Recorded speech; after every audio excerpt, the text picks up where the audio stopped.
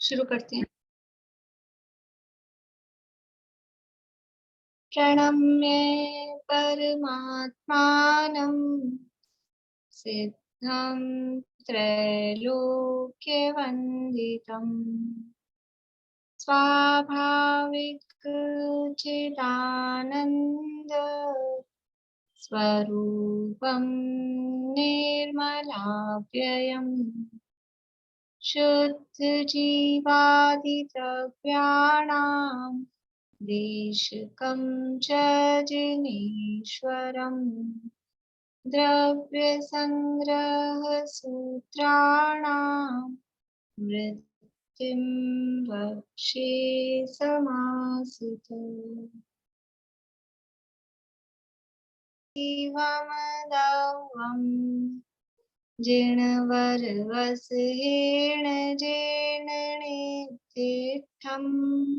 देविन्दविन्दवन्दं वन्दे तं सर्वदा शिरसा कहे जीव अजीव जिनवर वृषभ निरोग में वे वंद्य सुरपति वृंद से वंदन करूं कर जोड़।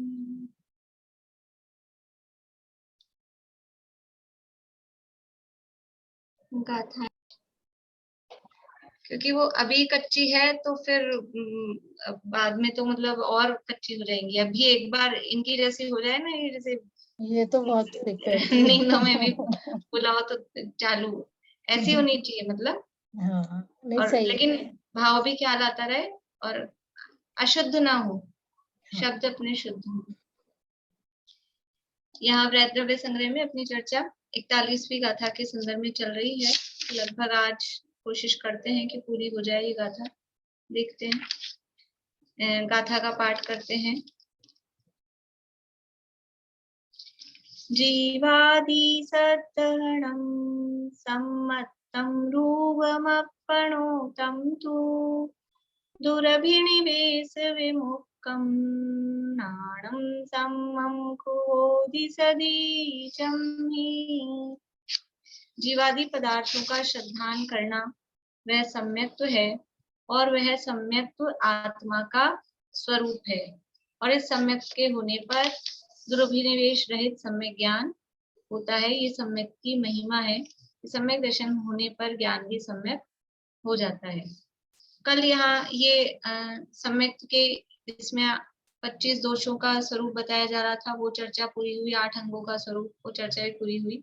उसके बाद में यहाँ प्रश्न उठाया कि जब व्यवहार सम्यक का प्रकरण चल रहा था तो निश्चय सम्यक का कथन क्यों किया? क्योंकि वो व्यवहार सम्यक से सिद्धि किसकी होनी है, व्यवहार सम्यक से प्राप्त क्या करना है, कि व्यवहार सम्यक वो निश्चय सम्यक की सिद्धि करता है। व्यवहार सम्यक रूपी साधन से निश्चय सम्यक रूपी साध्य को प्राप्त करना है, प्राप्त किया जाता है। इसलिए यहाँ निश्चय सम्यक का कथन भी साथ में किया है।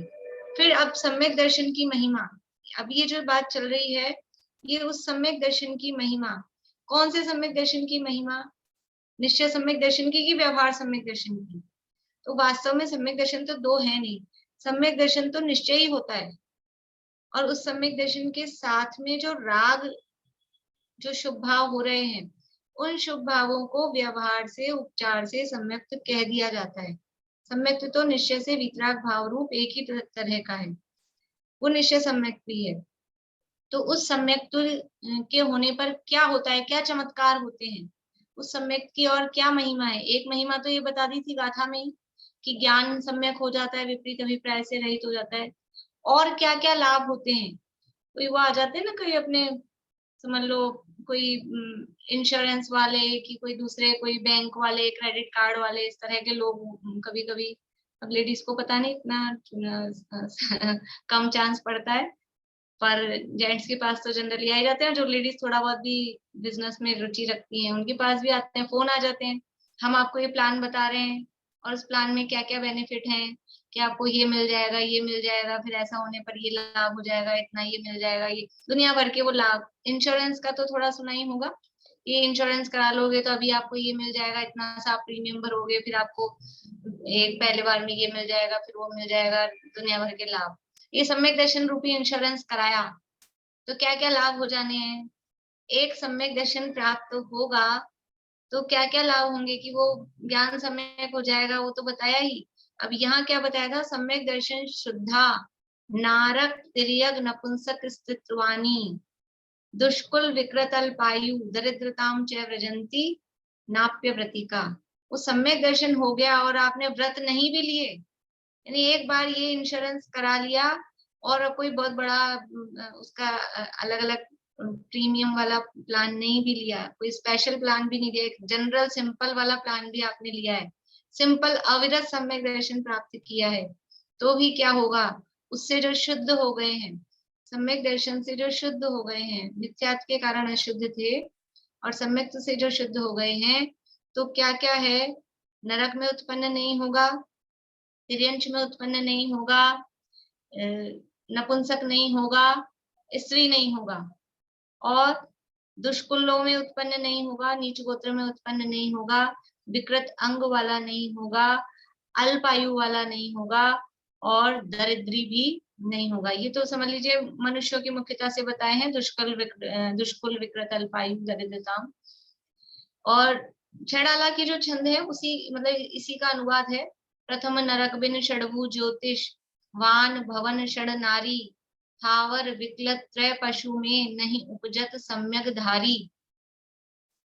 यहाँ वहां तो लिखा है प्रथम नरक बिन, तो वहां समझ लो क्लियर कर दिया। यहाँ तो क्योंकि ऊपर कह दिया सम्यक दर्शन होने से पहले यदि आयु बंध नहीं हुआ है, अगर सम्यक दर्शन होने से पहले आयु बंध नहीं हुआ है तो वो नरक में नहीं जाएगा, बिल्कुल नहीं जाएगा, फिर नरक आयु नहीं बंधेगी।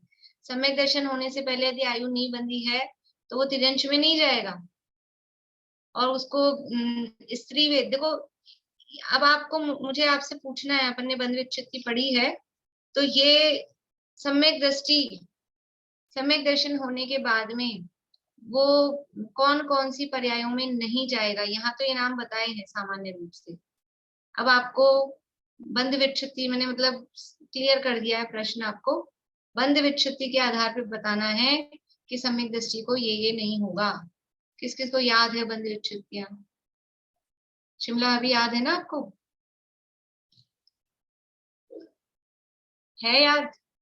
बोलिए, शुरू करिए, जितना आए उतना बताइए कि सम्यक दृष्टि क्या क्या नहीं होगा। एक तो मिथ्यात्व नहीं होगा, वो पुंडक संस्था नहीं होगा, समचतुरस्र संस्था नहीं होगा उसके, और वो समचतुरस्र नहीं होगा, नहीं समचतुरस्र होगा। हाँ, और विकल्प त्रय में नहीं होगा, तो पुंडक नहीं होगा, और बाकी के बीच के चार तो होंगे, रहेंगे, उनके होंगे सम्यक दृष्टि के। नहीं, हाँ, चार तो दूसरे गुण स्थान में जाएंगे ना वो, तो फिर तो सम्यक दृष्टि को दूसरे गुण स्थान वाली प्रकृतियां बंधेंगी क्या? सम्यक दृष्टि कौन से गुण स्थान में है? चौथे में। तो दूसरे वाली भी तो छूटेंगी, दूसरे वाली भी तो छूटेंगी ना, चौथे से नीचे रह गया ना वो, तो पांचों संस्थान, पांचों से है ना। हाँ, बोलिए आगे। कोई बात नहीं, आप एक एक गुणस्थान के क्रम से बोलिए, एक एक गुणस्थान के क्रम से बोलिए, कोई बात नहीं, बोलिए आगे। नरक गति नहीं, वो अपर्याप्त नहीं होगा वो, और बादर अपर्याप्त, और दो बादर नहीं होगा, बादर होगा। इनकी क्या नहीं होगा? इनकी बादर का अपोजिट क्या है? सूक्ष्म बादर। हाँ, तो बादर होगा या सूक्ष्म होगा? बादर की बंध विच्छुति हो जाएगी यहाँ पे, बादर की बंध विच्छुति हो जाएगी, तो फिर क्या सूक्ष्म बनेगा आगे? नहीं, सूक्ष्म की भी बंध विच्छुति हो जाएगी ना आगे जाके, सूक्ष्म की भी हो जाएगी, बादर की भी हो जाएगी, दोनों की हो जाएगी। हाँ, दोनों की हो जाएगी तो वो एक कर्म ही गायब हो जाएगा, दोनों में से एक तो रहेगा, वो लास्ट में होगी। चलिए कोई बात नहीं, ठीक है। आप मेरे को बंध विच्छित्तियों के नाम बता दीजिए, पहले गुण स्थान की बंध विच्छित्तियां प्रकृतियां।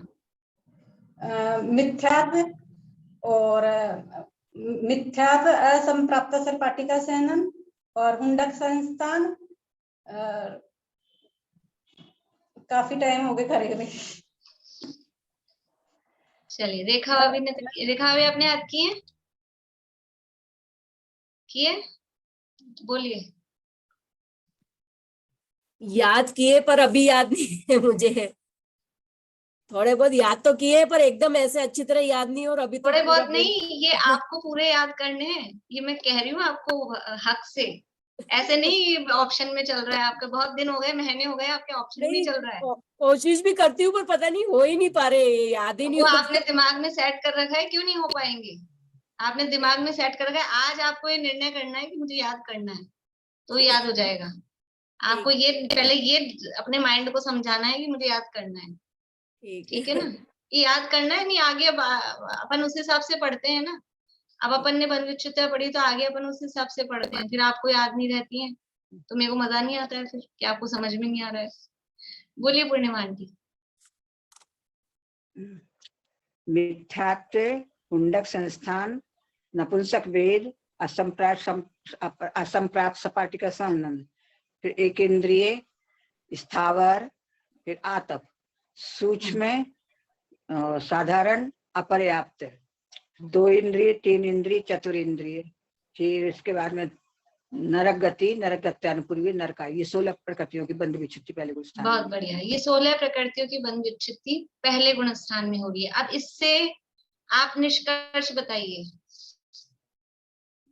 कि सम्यक दृष्टि क्या क्या नहीं ये बनेगा। प्रकृति पहले, ये जो 16 नाम लिए ना, इसमें से कोई भी उसको बंध नहीं हो गया इन प्रकृतियों का।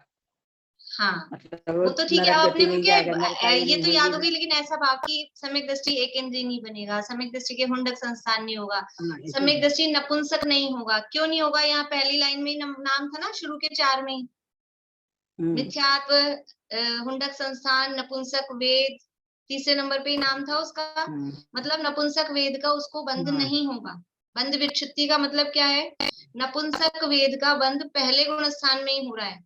सम्यक दृष्टि कौन से गुण स्थान में पहुंच गया है? चौथे गुण स्थान में।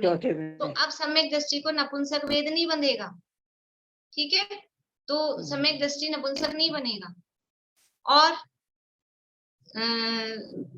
आगे हुंडक संस्थान है, एक इंद्रिय, स्थावर है, आतप है, 2 इंद्रिय, 3 इंद्रिय, चतुरिंद्रिय है। ये सब सम्यक दृष्टि अब इन गतियों में नहीं जाएगा, सूक्ष्म नहीं बनेगा। शिमला हाबी, बादर तो बनेगा, सूक्ष्म नहीं बनेगा। कुछ तो बनेगा, बाकी तो बादर नाम कर्म के उदय हैं सब जीवों के, सूक्ष्म नहीं बनेगा। नरक गति, नरक गत्यानुपूर्वी, नरकायु, ये नरक में क्यों नहीं जा रहा है? क्योंकि वहां बंध विच्छित्ति हो गई है, नरक में नहीं जाएगा, अभी बंध ही नहीं होगा, सम्यक दृष्टि हो गया चौथे। कंडीशन क्या दी है यहाँ पर? जिन जीवों के सम्यक ग्रहण होने से पहले आयु बंध नहीं हुआ, तो सम्यक दर्शन होने से पहले जो कर्म बंध गए होंगे वो बंध गए। अब उनका क्या करें? सम्यक दर्शन से पहले तो बंधे होंगे ना कुछ, एक इंद्रिय भी, नपुंसक वेद भी, वो बंधे होंगे तो कोई बात नहीं, उनको रहने दो। वो शाम की क्लास में अपन समझ रहे हैं कि वो पहले के बंधे हुए उनका क्या होगा, उनका सबका सलटारा कर देंगे, सबको ठिकाने लगा देंगे। लेकिन सम्यक दर्शन होने के बाद में, सम्यक दर्शन होने के बाद में किसी भी कीमत पे नपुंसक वेद नहीं बंधेगा, हुंडक संस्थान नहीं बंधेगा, असंप्राप्त सपाटी का सहनन नहीं बंधेगा, एक इंद्रिय, स्थावर, आतप, ये सब नहीं बंधेंगे। सूक्ष्म, साधारण, अपर्याप्त, सम्यक दर्शन होने के बाद ये नहीं बंधेंगे, तो वो जाएगा ही नहीं। जब बंधेगा ही नहीं तो वहां जाएगा कैसे? नहीं जाएगा। फिर ये तो पहले गुण स्थान की हुई। अभी दूसरे गुण स्थान, क्योंकि सम्यक दृष्टि है चौथे गुण स्थान में, तो जो पहले गुण स्थान में बंधना रुकी है और जो दूसरे गुण स्थान में बंधना रुकी है, दोनों मिलाकर चौथे गुण स्थान वाले को नहीं बनती है। बंध विच्छित्ति उनकी इकट्ठी, मतलब दोनों की प्लस होके होती है। रेणु जी बोलिए, दूसरे गुण स्थान की बंध विच्छित्ति। अनंतानुबंधी चतुस्थ और क्रोधमान माया लोभ, स्त्यांतरिक में स्त्यान वृद्धि, निद्रा निद्रा, प्रचला प्रचला, फिर दुर्भग दूसवर और दुर्भग दूसवर अनादे, फिर ये संस्थान में नग्रोध परिमंडल, स्वाति संस्थान, कुब्जक, वामन और सहनन का है सैनन का है ब्रज नाराज सैनन, नाराज सैनन, अर्ध नाराज सैनन, किलिक, और फिर है अप्रशस्त व्यायो गति, स्त्री वेद और नीच गोत्र, और नीच गोत्र, अप्रशस्त व्यायो गति, स्त्री वेद, नीच गोत्र और उद्योग। उद्योग, उद्योग। फिर है नरक गति, तिर्यंच गति, तिर्यंच गत्यानुपूर्वी, तिर्यंच आयु। चौथा का भी बहुत बता बढ़िया। दूं? क्या? चौथा का भी सुना दूं? नहीं, बस अभी इतना ही काम है अपने को। यानी ये समय दूसरे गुणस्थान में इन इतनी सारी 25 प्रकृतियों की बंध विच्छित्ति हो गई। यानी ये प्रकृतियां जो 25 बताई, ये भी चौथे गुणस्थान में नहीं बंध रही हैं। तो क्या क्या नाम आए इनमें? सारे तिर्यंच संबंधी सारी प्रकृतियां, तिर्यंच गति, तिर्यंच गत्यानुपूर्वी, तिर्यंच आयु। इसके अलावा उद्योत, उद्योत प्रकृति तिर्यंच को ही बनती है। उद्योत प्रकृति का बंधती है, तिर्यंच को ही बनती नहीं। उद्योत प्रकृति का उदय तिर्यंच के ही आता है, तो वो तिर्यंच से रिलेटेड है, इसलिए वो भी उसको नहीं बंधेगी। स्त्री वेद नहीं बंधेगा।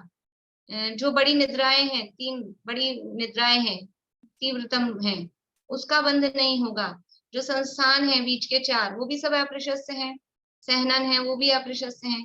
तो मुख्य रूप से सारी अप्रशस्त प्रकृतियां वो नहीं बनती हैं। यहाँ गाथा में सारे नाम क्यों नहीं गिनाए? कि वो सब मेन नाम गिना दिए, तो उनसे रिलेटेड जो प्रकृतियां हैं, ये कह दिया ना, अंगहीन नहीं होगा तो उसके संस्थान खराब नहीं होंगे, उसका सहनन अप्रशस्त नहीं होगा, उसमें वो सारी बात आ गई।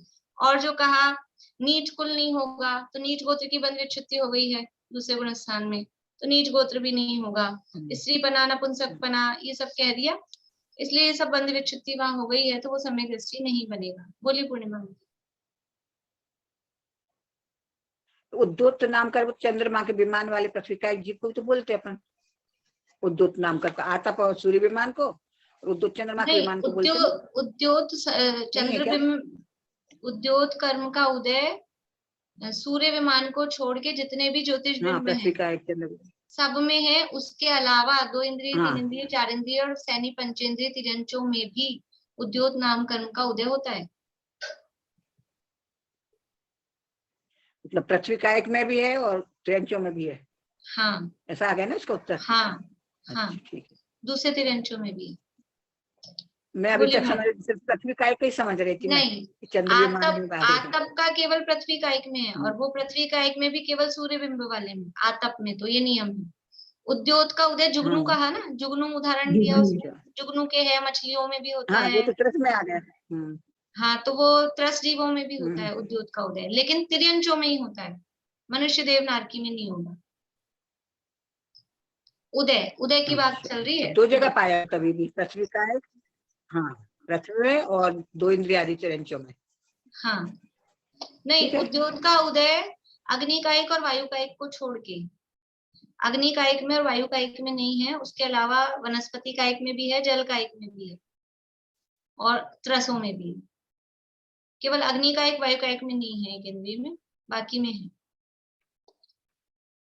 बोलिए भारतीय। ये उसके सम्यक दर्शन के बाद में इसका मतलब सिर्फ वज्र, वृषभ, नाराज, सहनन होगी? सम्यक दृष्टि को अगर बंधेगा तो वज्र, वृषभ, नाराज, सहनन ही बंधेगा। और संस्थान उसको फिर वही समचतुरस्र बंधेगा। तो फिर अगर देवगति में गया तब तो सहनन नहीं रहेगा। हाँ, तो देवगति में जाएगा तो नहीं बंधेगा। देवों के लिए जहां जरूरत है उसमें फिर मार्गणाओं में देखेंगे ना, अगर मनुष्य गति में है और सम्यक चौथे गुणस्थान में है तो उसको सहनन नहीं बंधेगा। फिर मतलब वो मार्गणाओं में अलग टाइप से चलेगा। फिर वो और आगे की बात हुई। अभी सामान्य कथन में, तो सामान्य कथन में अगर देव है सम्यक दृष्टि तो उसको वज्र, वृषभ, नाराज, सहनन से तो मनुष्य में जन्म लेगा।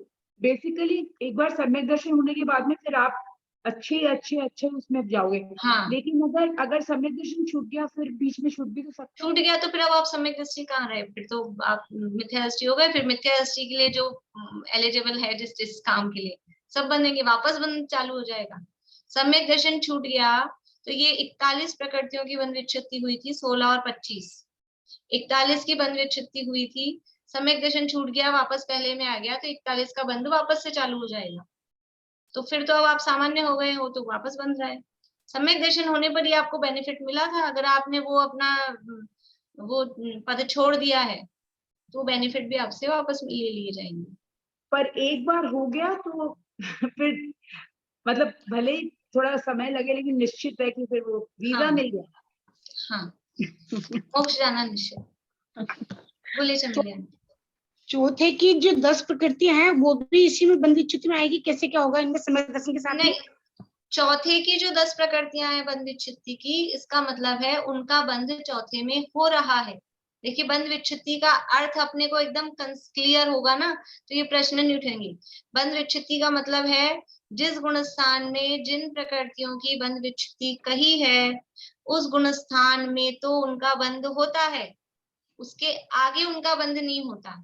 तो चौथे गुण स्थान में 10 प्रकृतियों की बंध विच्छित्ति कही है, इसका मतलब है इन 10 प्रकृतियों का बंध तो हो रहा है चौथे गुण स्थान में। चौथे से ऊपर जाएंगे तब इन 10 प्रकृतियों का बंध नहीं होगा। इसीलिए चौथे गुण स्थान में वज्र वृषभ नाराज सहनन वो बंध विच्छित्ति में दी है चौथे गुण स्थान में। इसका मतलब है चौथे गुण स्थान में वज्र वृषभ नाराज सहनन बन सकता है। किसको बंधेगा? देवों को बंधेगा कि नहीं? देव जो आके मनुष्य बनेंगे, देव आके मनुष्य बनेंगे तो वो वज्र वृषभ नाराज सहनन बंधेगा, तब तो आके मनुष्य बनेंगे। वो मनुष्य है चौथे गुण स्थान में, उसको नहीं बंधेगा क्योंकि उसको देव में जाना है, उसको नहीं बंधेगा। वो मार्गणाओं में फर्क पड़ता है, इसलिए उसको, ये तो बहुत एक्सरसाइज की है। घुमट स्थान में यही काम है, बस गुण स्थानों में लगाया है, फिर मार्गणाओं में लगाया पूरा, एक गति में, इंद्रिय में, काय, योग, वेद, कषाय, ज्ञान, संयम, पूरा हर चीज को चौथे मार्गणाओं में लगाया है। बंध को, उदय को, सत्ता को। समझ में आया चमेली आंटी? बाहर से पहचान सकते हैं? किसको? हाँ, बाहर से पहचान सकते हैं सम्यक दर्शी की ये व्यक्ति है, सम्यक दृष्टि को? किसी को भी सम्यक दर्शन जैसे होगा। देखो, हाँ, बाहर से तो सम्यक दर्शन तो है अंदर की चीज। बाहर से हम क्या देख सकते हैं? खाली जो सच्चे देवशास्त्र गुरु की श्रद्धा है, अन्याय अनित्य भक्ष का त्याग है, आचरण ठीक ठाक है, तो किसी के, कभी किसी के उपदेश से, किसी की वाणी से, उसकी बातों से अनुमान लगाया जा सकता है, लेकिन हम उसको 100% ऐसा नहीं समझ सकते। मिथ्या दृष्टि तो क्या समझेगा? मिथ्या दृष्टि क्या ही समझेगा कि ये सम्यक दृष्टि है कि मिथ्या दृष्टि है। हाँ, जो विशेष ज्ञानी होते हैं, खुद सम्यक दृष्टि है, मुनिराज वगैरह हैं, वो कदाचित किसी की परिणति से पहचान पाए। सम्यक दृष्टि ज्ञानी वो दूसरे सम्यक दृष्टि ज्ञानी को उसकी परिणति से कदाचित जान भी सकता है, नहीं भी जान सकता है। बाकी मिथ्या दृष्टियों का तो क्या है, वो तो खुद ही कंफ्यूजन में है, दूसरे को क्या पहचानेंगे।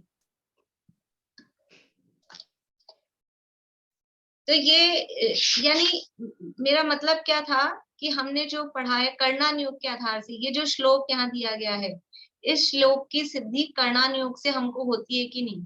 हमको विश्वास समझ आता है कि नहीं कि हाँ, ये सब सम्यक दृष्टि इनमें नहीं जाएगा। क्यों नहीं जाएगा? क्योंकि ये सब बंधना ही उसको रुक गया है। ये बंधना क्यों रुक गया है? क्योंकि अब इस तरह के परिणाम ही उसके नहीं होंगे। सम्यक दर्शन हो गया है तो परिणाम इतने विशुद्ध हो गए हैं कि ये जो इस तरह की पाप प्रकृतियां बांधने वाले परिणाम थे, वो अब उसके नहीं होते। आगे देखिए 204 पेज पे। बोलिए भारती। आपने अभी बोला ना कि चौथे में उसकी बंद होएगा, चौथे गुण स्थान तक जब रहेगा तब तक बंद होएगा। तो सम्यक दृष्टि जीव अगर चौथे गुण स्थान में है तो उसको फिर ये सब बंद तो रुकेंगे नहीं, विच्छुति तो नहीं कौन हुई। से बंद? कि 10 प्रकृतियों के जो चौथे गुण स्थान में जिन 10 प्रकृतियों की बंध विच्छुति कही है, उन 10 प्रकृतियों का बंध चौथे गुण स्थान तक होता है, चौथे के ऊपर नहीं होता है। हाँ, तो ये जो 10 सच नहीं, 10 हो गए हैं, ज्यादा नहीं। चौथे में 10 की है ना बंध विच्छुति, 10 की तो है चौथे में। 10 अपने को वो अब वो पूरा बंध विच्छुति का मेरे को तो शॉर्ट में पूछना था, प्रकरण वही चल गया है। कौन सी 10 प्रकृतियां हैं? सुलोचना भाभी बोलिए। चौथे गुण स्थान में 4 अपत्य ख्यानावरण, क्रोध, मान, माया, लोभ, वज्र, वृषभ, नाराज, सहनन, मनुष्य गति, मनुष्य गत्यानुपूर्वी, मनुष्य आयु, औदारिक शरीर, औदारिक अंगोपांग।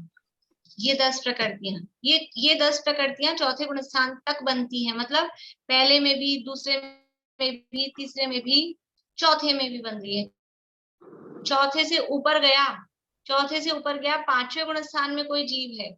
देखो अब ये तो मैं सोची इसको पूरा करते हैं, लेकिन अभी छोड़ते हैं ये, समझ लेते हैं। कोई जीव पांचवें गुण स्थान में पहुंचा है, इसका पांचवें गुण स्थान में पहुंचने वाले जीव को औदारिक शरीर, औदारिक अंगोपांग बंधेगा या नहीं बंधेगा? कोई पांचवें गुण स्थान वर्ती वो है, पांचवें गुण स्थान वर्ती है, कौन होगा पांचवें गुण स्थान वर्ती? पांचवें गुण स्थान में कौन जीव होगा नीलम भाभी? देश विरत संयम असंयम। वो तो आप पर्यायवाची, कौन होगा जीव बताना है। अब गति में से उठा के बताना है कौन सी गति वाला होगा। मनुष्य गति। ठीक है, कांता आंटी बोलिए, पांचवें गुण स्थान में कौन सी गति वाला होगा? तिरंज गति वाला। तिरंज वाला, ये एक कह रहे मनुष्य वाला, एक कह रहे तिरंज वाला, दोनों कुछ सलटारा कर लो, दोनों है। मनुष्य और तिरंज दोनों में होते हैं ना पंचम गुण स्थानवर्ती, तिरंज भी होते हैं पंचम गुण स्थानवर्ती, मनुष्य भी होते हैं। तो कोई पंचम गुण स्थानवर्ती जीव है, मतलब कोई पंचम गुण स्थानवर्ती मनुष्य या तिरंज है। पंचम गुण स्थानवर्ती कोई देव या नारकी हो सकता है। देव गति में और नरक गति में चौथे गुण स्थान से ऊपर गुण स्थान नहीं होता है, ठीक है। तो पंचम गुण स्थान में बंद होना, अपने को ये देखना है पांचवें गुण स्थान में किसका बंद होना है। तो पांचवें गुण स्थान वाला जीव हमको मनुष्य तिरंज में मिलेगा, देव और नरक में नहीं मिलेगा। अब ये जो मनुष्य तिरंज है पंचम गुण स्थानवर्ती, इसको औदारिक शरीर और औदारिक अंगोपांग बंधेगा या नहीं बंधेगा? हाँ या ना? नहीं बंधेगा। क्यों नहीं बंधेगा? क्योंकि ये है मनुष्य और तिरंज पांचवें गुण स्थान में, मर के कहा जाएगा? पांचवें गुण स्थान वर्ती कोई भी मरकर कहा जाएगा? पंचम गुण स्थान में कोई मरेगा। रेखा जी दिल्ली। ये पंचम गुण स्थान से जाएगा, फिर ये सातवें तक, छठे सातवें तक जाएगा। मर के कहा जाएगा? गति बतानी, गति। अच्छा, हाँ। ये पंचम गुण स्थान से मनुष्य गति में भी जा सकता है या फिर स्वर्ग में? रजनी जी, देव गति में। देव गति में ही जाएगा, मनुष्य में नहीं जाएगा। पंचम गुण स्थान में यदि मरण हो रहा है, पंचम गुण स्थान वर्ती मनुष्य और तिर्यंच मरकर देव गति में ही जाते हैं। अगर पूर्व में आयु बन गई हो तो नरक की, तिर्यंच की, मनुष्य की, पूर्व में मनुष्य आयु बन गई, नरक आयु बन गई या तिरंज आयु बन गई, फिर तो जाएगा ना भोगभूमि में या पहले नरक में। पूर्व में आयु बंध गई हो। सुलोचना भाभी, अगर पूर्व में आयु बंध गई होगी तो वो व्रत ही धारण नहीं कर पाएगा। बहुत बढ़िया, बहुत अच्छा जवाब। अगर पूर्व में किसी को मनुष्य, तिर्यंच या नरक आयु बंध गई है मिथ्यात्व दशा में, उसके बाद में उसको सम्यक दर्शन हो गया, तो उसको व्रत धारण करने का परिणाम ही नहीं आएगा। वो अणुव्रती या महाव्रती होगा ही नहीं, वो पंचम गुण स्थानवर्ती होगा ही नहीं। अगर आयु बंध गई है तो उसको भाव ही नहीं आएंगे। इसलिए ये नियम ही है कि पंचम गुण स्थानवर्ती जो जीव हैं, और वो जीव होंगे केवल मनुष्य और तिर्यंच में ही, ठीक है, तो वो मर के देव गति में ही जाएंगे। समझ में आ गई बात? समझ में आ रही कि नहीं आ रही बात? देव गति में ही जाएंगे। अब उनको जाना है देव गति में। देव गति में औदारिक शरीर होता है, औदारिक अंगोपांग होंगे। औदारिक शरीर ही नहीं है तो अंगोपांग भी नहीं होंगे, वहां तो वैक्रिक शरीर, वैक्रिक अंगोपांग। इसलिए अब इस पंचम गुण स्थान वाले को क्योंकि देवगति में जाना है, इसलिए इसको औदारिक शरीर अंगोपांग बांधने का कोई मतलब नहीं है, इसलिए वो वहां नहीं बंधेंगे, उसकी बंध विच्छुत। पांचवे से ऊपर ही, पांचवे वाला, छठे सातवें वाले, आठवें नवे दसवें 11वें उपशम श्रेणी के गुणस्थान वाले हैं, मुनिराज भी हैं। अगर कोई मुनिराज भी हैं, वो मर के कहाँ जाएंगे? कौन सी गति में जाएंगे? वो भी देवगति में ही जाएंगे यदि मुनि दशा में मरण होता है। और वही बात वही कंडीशन अगर पहले आयु बांध ली हो, पहले दूसरी अगर कोई आयु बांध ली है तो मुनि दशा ही नहीं होगी, व्रत लेने का भाव ही नहीं आएगा। इसलिए 5वें वाले हों, 6ठे 7वें वाले हों, वो मर के देवगति में ही जाएंगे। और देवगति में जाएंगे तो औदारिक शरीर, औदारिक अंगोपांग का कोई काम नहीं है। इसलिए उसकी बंध विच्छित्ति कहाँ करा दी? चौथे में। चौथे में क्यों बंध रहा है? चौथे में इसलिए बंध रहा है कि चौथा गुणस्थान देवगति में भी होता है। देवगति में चौथा गुणस्थान होता है। अब वो जो चौथे गुणस्थान वर्ती देवगति वाले हैं, वो मर के कौन सी गति में आएंगे? चौथे गुणस्थान वर्ती देव, वो मरेंगे तो कौन सी गति में आएंगे? सविता आंटी, आपको समझ में आ रहा है? मनुष्य गति में। मनुष्य गति में, बहुत अच्छा है। ये सब समझते हैं, हमारे सविता आंटी बोलते कम है, समझते सब है। मनुष्य गति में अगर चौथे गुणस्थान वर्ती देव हैं तो वो मर के मनुष्य ही बनेंगे, तिरंच चिरंच में भी नहीं जाएंगे। नरक में तो वैसे ही नहीं जा सकते हैं, देव में भी नहीं जा सकते हैं। तो अब उन देवों को औदारिक शरीर, औदारिक अंगोपांग बंधेगा कि नहीं बंधेगा? चौथे गुणस्थान वाले मनुष्य में आएंगे तो औदारिक शरीर बंधेगा कि नहीं बंधेगा? उनको मनुष्य में आने के लिए बंधेगा। इसलिए चौथे गुणस्थान तक औदारिक शरीर, औदारिक अंगोपांग, वज्र शव नाराज सहनन, ये बंध योग्य हैं। वहां तक वो बंधती हैं, उसके आगे के गुणस्थानों में वो बंध नहीं होता है। इसी तरह से और समझ लेना, मैंने दो मतलब औदारिक पे आपको उदाहरण देके बताया, बाकी के और जो कर्म है उनपे भी ऐसे ही समझना। बोलिए चमेली आंटी। राजा श्रेयन जो नरक में गया वो जैसे किस लिए, मतलब पहले उसने सम्यक दर्शन प्राप्त किया, बाद में किया? पहले बाद में किया। पहली बात तो राजा श्रेयांश नहीं है, राजा श्रेणिक है। श्रेणिक, सॉरी। हाँ, आपको कहानी नहीं पता? आपको कहानी नहीं पता क्या कब किया था सम्यक दर्शन? ध्यान नहीं है। पहले उन्होंने आयु बांध ली, पहले मुनिराज पे उपसर्ग किया था तो नरक आयु बांध ली, उसके बाद में सम्यक दर्शन हुआ। तो पहले बांध ली थी आयु, इसीलिए शायद सम्यक दर्शन होने पर भी उनको अणुव्रत लेने का, महाव्रत लेने का भाव नहीं आया, क्योंकि नरक में जाना था। जिस जीव को नरक में जाना होता है उसको व्रत लेने के भाव नहीं आते, भाव ही नहीं आते। नरक में जाना है, तिर्यंश में जाना है, अगर तिर्यंश में भी जाना है तो व्रत लेने के भाव नहीं आएंगे। बोलिए रेणु जी।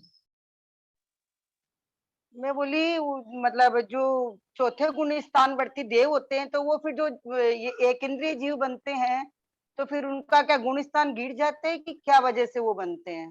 एक इंद्रिय जीव बनते हैं। चौथे गुणस्थान वाले देव एक इंद्रिय जीव कहाँ बन, किसने कहा कि चौथे गुणस्थान वाले देव एक इंद्रिय बनते हैं? देव एक इंद्रिय बनते हैं, चौथे गुणस्थान वाले कहाँ बनते हैं? मैं बोल रही हूँ कि चौथे गुण स्थान से नीचे गिर जाते हैं क्या, मतलब वहीं पे स्वर्ग में ही, इसलिए मैं पूछ रही हूँ। कौन गिर मतलब वो जाते कैसे, जो देव होते हैं जो एक इंद्रिय जीव बनते हैं मर के, तो उनका क्या गुण स्थान गिर जाता है इस वजह से वो?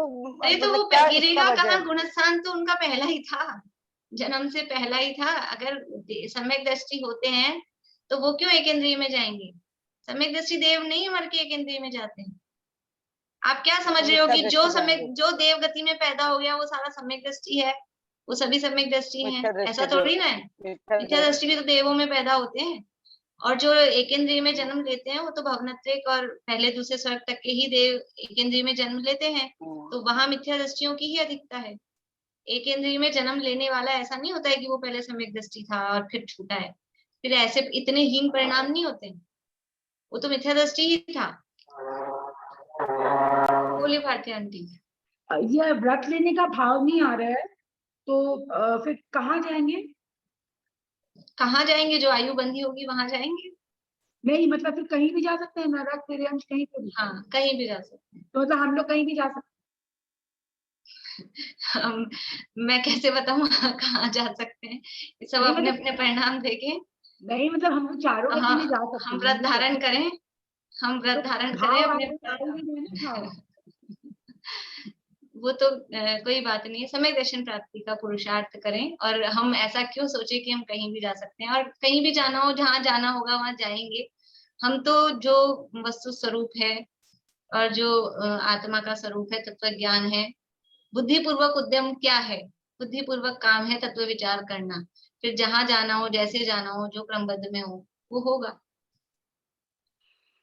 चलिए ये पढ़ दूं क्या श्लोक आगे का?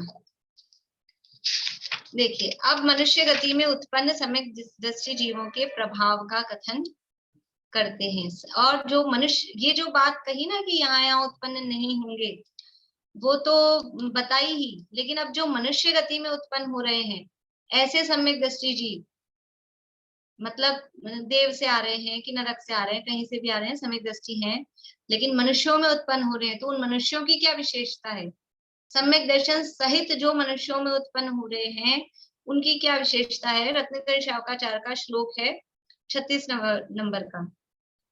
ओजस तेजो विद्या वीर्य यशो वृद्धि विजय विभव सनाथा उत्तम कुला महार्था मानव तिलका भवन्ति दर्शन पूता। वहां मूल श्लोक में उत्तम कुला की जगह महाकुला दिया है, अर्थ एक ही है। ओजस तेजो विद्या, ओज, ओज सहित, ओज समझते हैं, एक ओजस्वी, चमक, कांति, ओज, तेज, तेज भी उसी अर्थ में है। विद्या और वीर्य, यश, यश, वृद्धि, इन सब की वृद्धि से सहित होता है। यानी जो सम्यक दृष्टि हो रहा है, मनुष्यों में जो सम्यक दृष्टि हो रहा है वो कैसा होगा? ओजवान, तेजवान, विद्यावान, वीर्यवान, यशवान, और इन सब की वृद्धि से वो सहित होता है। या वृद्धि को अलग ले लें तो वृद्धिवान, ऐसा भी कह सकते हैं। विजय विभव सनाथा, और क्या? विजय, विजय समझते हैं, जीत, हर जगह उसकी जीत होती है। जो सम्यक दृष्टि है, सम्यक दर्शन सहित मनुष्यों में जन्म ले रहा है, उसकी हर जगह विजय होगी। विजय और विभव, विशेष प्रकार के वैभव से सनाथ, यानी उनसे सहित होते हैं। ये सनाथ शब्द है ना, सहित पना, वो सबके साथ, यानी ओज से सहित, तेज से सहित, विद्या से सहित, वपन्यवान शब्द लगाया, उसका भी अर्थ वही है। वीर्य, वीर्य का मतलब है शक्ति, विद्या समझते ही हैं, विद्या मतलब लौकिक विशेष प्रकार का ज्ञान, वो विद्या। ओज और तेज ये प्रभाव और शारीरिक चमक, ये यश, नाम, यश की उनकी वृद्धि होती है। विजय सहित होते हैं और वैभव सहित होते हैं। और कैसे होते हैं?